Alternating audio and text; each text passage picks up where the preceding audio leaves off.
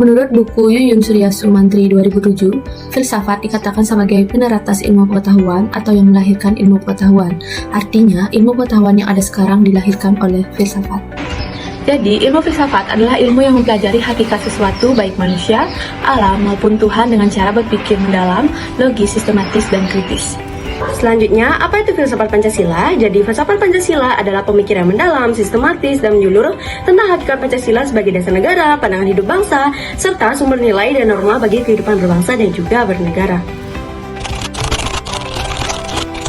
Selanjutnya yaitu kedudukan Pancasila, yang dimana pertama sebagai dasar negara, kedua sebagai ideologi negara, ketiga sebagai sumber hukum, keempat sebagai kepribadian bangsa, dan terakhir yaitu sebagai cita-cita moral bangsa.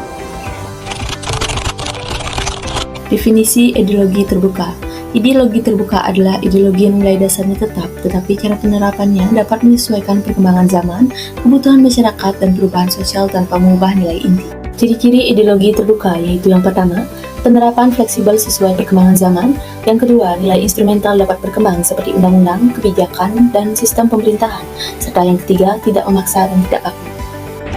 Alasan Pancasila sebagai ideologi terbuka yaitu yang pertama, bersumber dari budaya, agama, dan jati diri bangsa Indonesia. Kemudian yang kedua yaitu nilainya universal seperti kemanusiaan, persatuan, dan keadilan. Kemudian yang ketiga yaitu mampu menjawab perubahan sosial, politik, ekonomi, dan teknologi. Penerapan pada sila ketuhanan yang Maha Esa yang pertama, menjalani ibadah sesuai agama masing-masing. Yang kedua, menghormati perbedaan agama dan tidak memaksakan keyakinan pada orang lain. Dan yang ketiga yaitu hidup rukun antar umat beragama. Penerapan sila kemanusiaan yang adil dan beradab yaitu yang pertama, bersikap sopan dan tidak kasar pada siapapun. Yang kedua, menolong orang yang membutuhkan tanpa membeda-bedakan. Dan yang ketiga yaitu menghargai hak asasi manusia. Penerapan pada sila persatuan Indonesia, yang pertama mencintai produk dan budaya Indonesia, yang kedua yaitu tidak mudah terprovokasi oleh perbedaan suku, agama, ras, atau golongan, dan yang ketiga yaitu menjaga kerukunan di lingkungan masyarakat. Penerapan sila kerakyatan yang dipimpin oleh hikmat kebijaksanaan dalam permusyawaratan perwakilan yaitu yang pertama, menghargai pendapat orang lain dalam diskusi, yang kedua, menyelesaikan masalah bersama dengan cara musyawarah bukan memaksakan kehendak, dan yang ketiga, berpartisipasi aktif dalam kegiatan organisasi atau masyarakat. Penerapan pada sila keadilan sosial bagi seluruh rakyat Indonesia, yang dimana penerapannya pertama, bersikap adil dalam membagi tugas atau tanggung jawab, kedua, tidak memandang rendah orang lain, ketiga, mendukung kegiatan sosial seperti gotong royong dan berbagi dengan sesama.